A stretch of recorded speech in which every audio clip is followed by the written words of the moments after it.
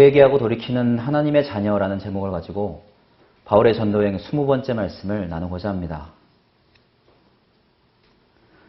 하나님께서는 선지자들을 통해 칭찬보다는 책망과 훈계의 말씀을 더 많이 전하셨습니다. 왜냐하면 본성이 연약하고 악한 인간은 하나님의 말씀을 중심으로 끊임없이 회개하고 돌이켜야 하기 때문입니다. 그리고 이러한 사명을 감당하는 그들의 마음 또한 괴롭고 힘들었을 것입니다.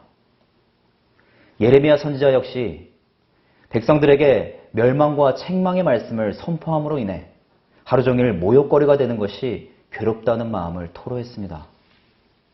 그래서 다시는 여호와의 이름으로 말하지 않겠다고 다짐해보기도 했지만 그때마다 마음이 불붙는 것 같아서 골수에 사무치도록 답답하여 견딜 수 없다는 고백을 하기도 했습니다. 그의 인간적인 연약함 가운데에도 선하고 의로우신 하나님께서 그가 진리를 전할 수밖에 없도록 마음을 움직이신 것입니다.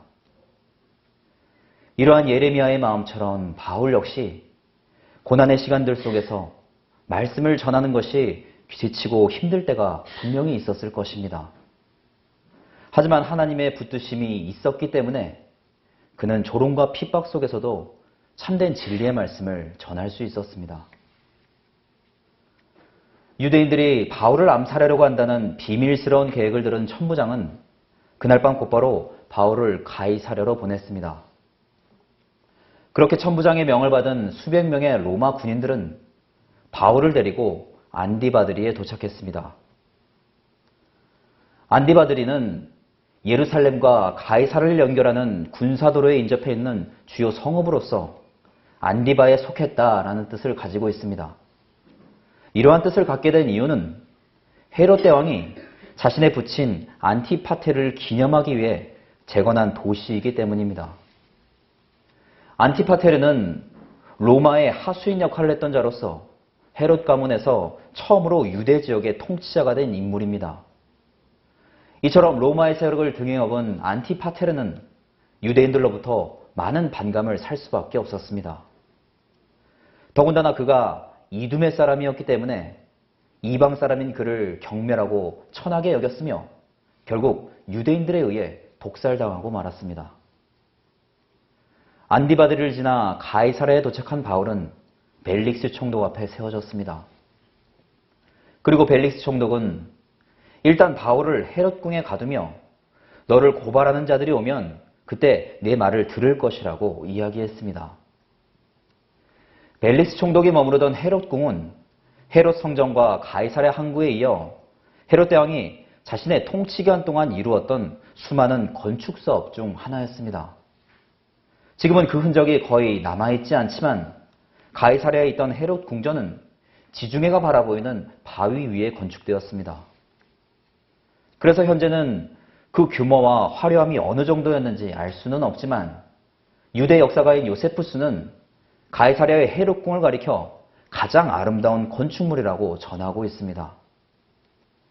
이처럼 헤롯은 가이사랴뿐만 아니라 예루살렘, 헤로디움, 여리고, 마사다 등 여러 지역에 자신의 화려하고 웅장한 궁전을 지었습니다. 특히 가이사랴에 있던 헤롯궁은 헤롯 대왕이 죽은 이후에 유대의 행정 수도가 예루살렘에서 가이사랴로 옮겨지면서 로마 총독이 머무르는 관저와 로마 군대의 주둔지로 사용되었습니다. 그래서 바울 역시 헤롯궁에 있던 감옥에 감금되었던 것입니다. 바울이 투옥된 지 얼마 지나지 않아 대제사장 아나니아는 장로들과 함께 바울을 고소하기 위해 더둘로라고 불리는 변호사를 대동하여 가이사랴로 왔습니다. 예루살렘에서 바울을 죽이려고 했던 그들은 어떻게 해서든 재판에서 바울의 죄를 고발하기 위해 철저한 준비를 해온 것입니다. 더둘로는 그리스도의 복음을 전파해서 유대인들을 선동하는 바울을 마치 전염병 같다고 조롱했습니다. 그리고 나사렛 출신인 예수님은 이단이며 바울은 그 이단의 우두머리라고 비난했습니다.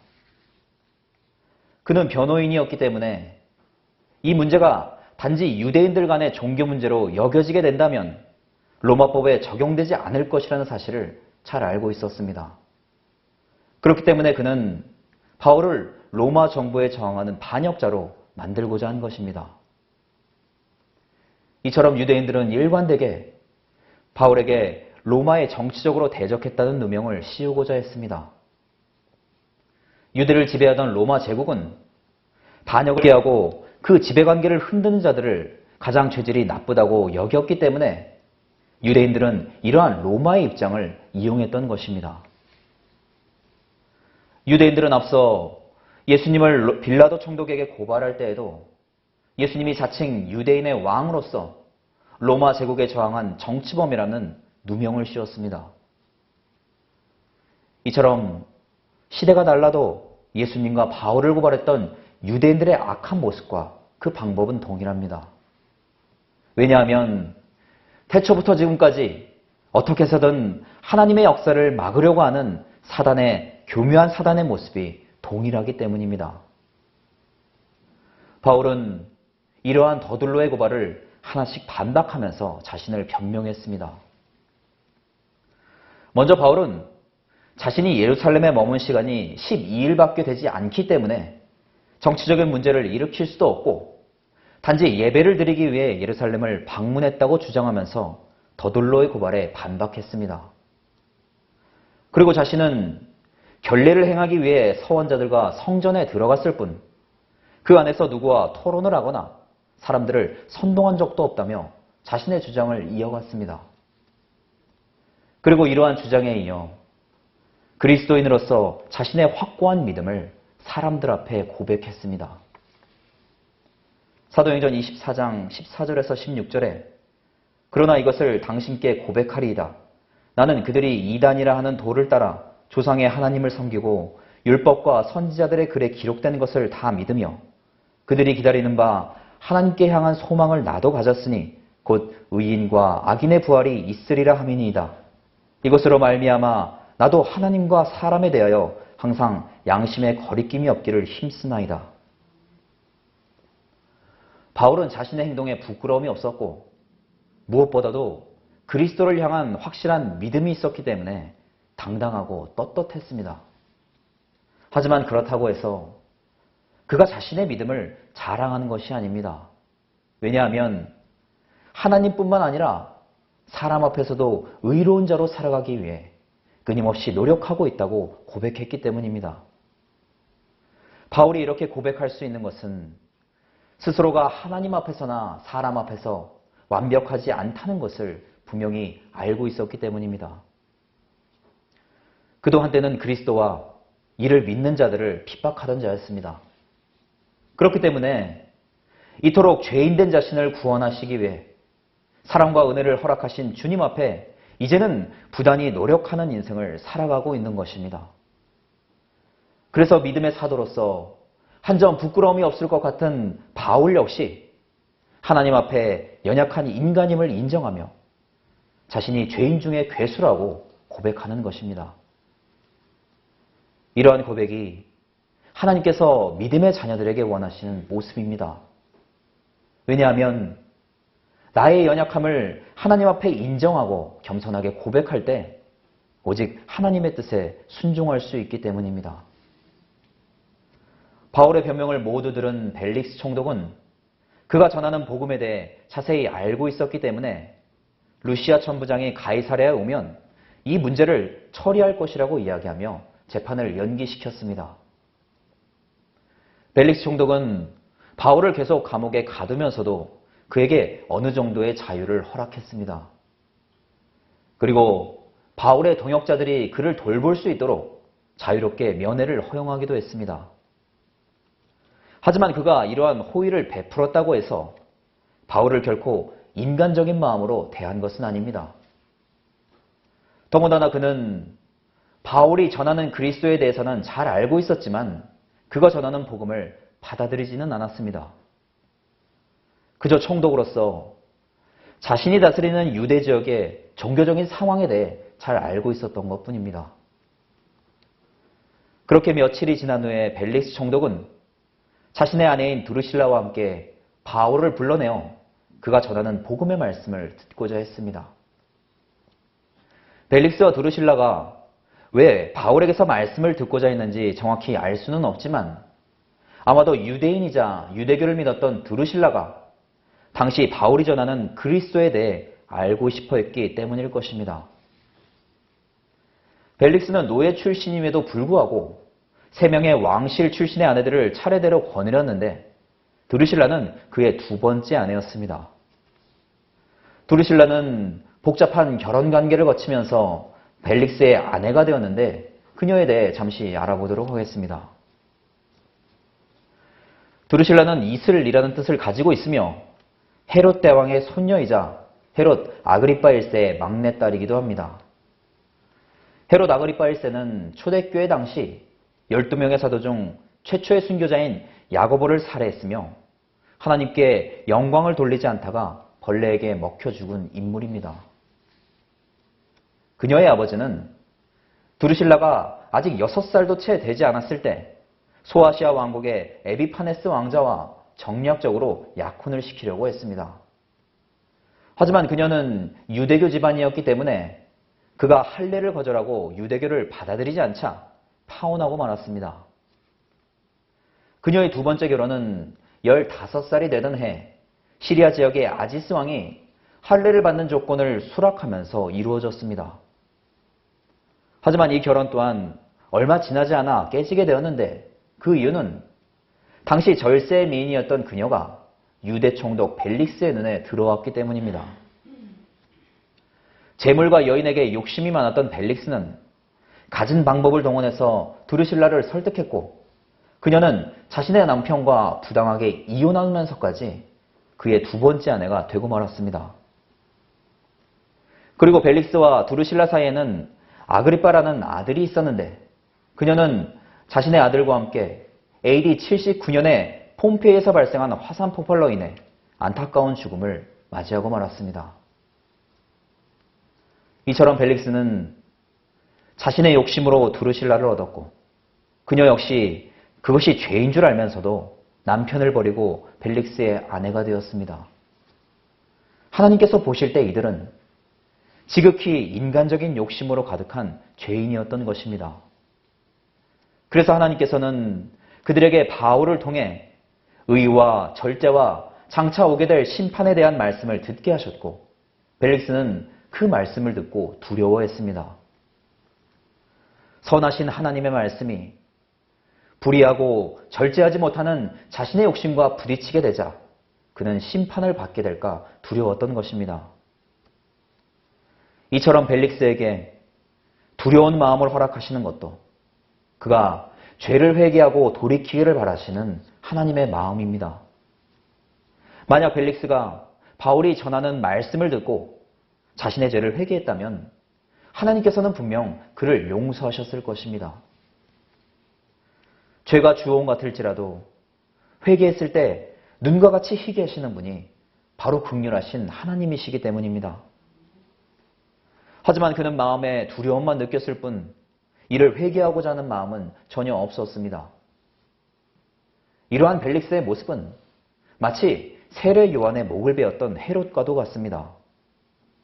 그 또한 벨릭스처럼 자신의 이복 형제 빌립의 아내인 헤로디아를 흠모하여 아내를 버리고 헤로디아를 새로운 아내로 맞이했기 때문입니다. 그래서 하나님께서는 세례 요한을 통해 그 여인을 차지한 것은 옳지 않는 행동이라고 책망하셨습니다.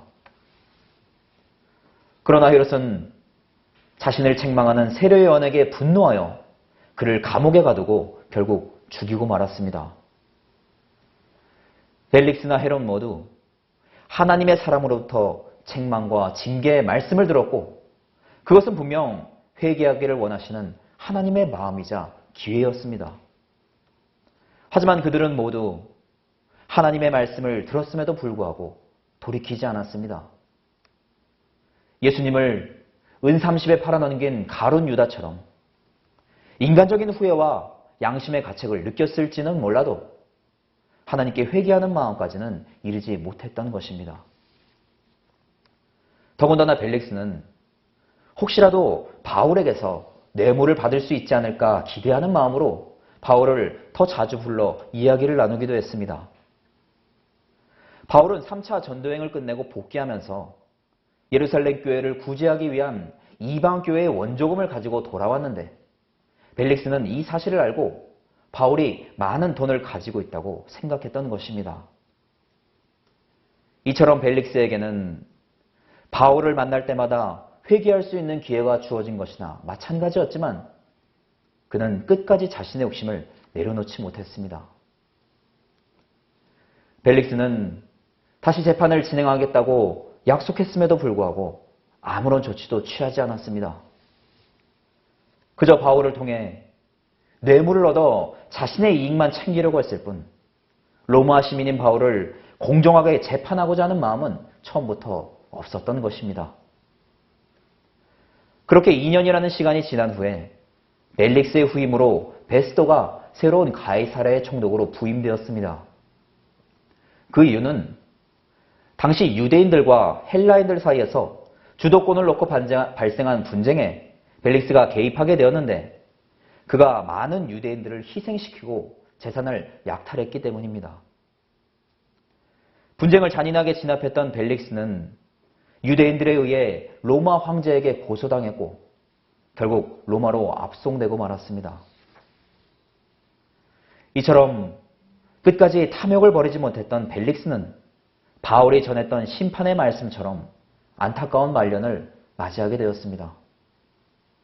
화려했던 그의 정치적인 생명은 한순간에 끝나버렸고 그의 아내인 드루실라는 아들과 함께 비참한 죽음을 맞이했기 때문입니다. 바울은 자신의 재판을 담당하는 총독에게 절제와 심판의 말씀을 전하는 것이 결코 쉽지 않았을 것입니다. 그럼에도 불구하고 그는 어떠한 상황과 환경 속에서도 입술에 허락하신 하나님의 말씀을 전하는 것이 자신의 사명이라는 것을 잊지 않았습니다. 고린도후서 7장 8절에서 10절에 그러므로 내가 편지로 너희를 근심하게 한 것을 후회하였으나 지금은 후회하지 아니함은 그 편지가 너희로 잠시만 근심하게 한 줄 알미라. 내가 지금 기뻐함은 너희로 근심하게 한 까닭이 아니요 도리어 너희가 근심함으로 회개함에 이른 까닭이라. 너희가 하나님의 뜻대로 근심하게 된 것은 우리에게서 아무 해도 받지 않게 하려 함이라. 하나님의 뜻대로 하는 근심은 후회할 것이 없는 구원에 이르게 하는 회개를 이루는 것이요 세상 근심은 사망을 이루는 것이니라. 바울은 3차 전도행 당시 고린도 교회에 디도를 보내면서 교회의 잘못된 부분을 바로잡기 위해 훈계와 책망하는 편지를 함께 보냈습니다. 하지만 바울은 그 편지가 성도들의 마음에 고통을 준 것 같아 후회했다는 고백을 했습니다. 그는 결코 성도들을 정죄하거나 고통을 주려는 것이 아니었지만 혹여나 그들이 상처받았을까 염려되었던 것입니다. 언제나 담대하고 강직할 것만 같던 바울이 책망의 말씀을 전하고 걱정하는 모습을 보면 그가 얼마나 영혼들을 사랑하는 자였는지 알 수 있습니다. 그렇기 때문에 바울은 고린도에서 돌아온 디도를 통해 회개하는 성도들의 마음을 전해 듣고 기뻐했습니다. 책망과 훈계는 그들의 마음을 근심하게 했지만 그것은 하나님을 향한 회개로 이어졌고 자신에게는 기쁨으로 전해져 있기 때문입니다. 이처럼 저희들도 하나님의 말씀과 뜻에 맞추어 죄를 회개하고 돌이키기까지는 분명 근심과 걱정과 후회를 할 수밖에 없습니다. 그리고 때로는 내 생각과 자존심에 부딪혀서 고통스러울 수도 있습니다.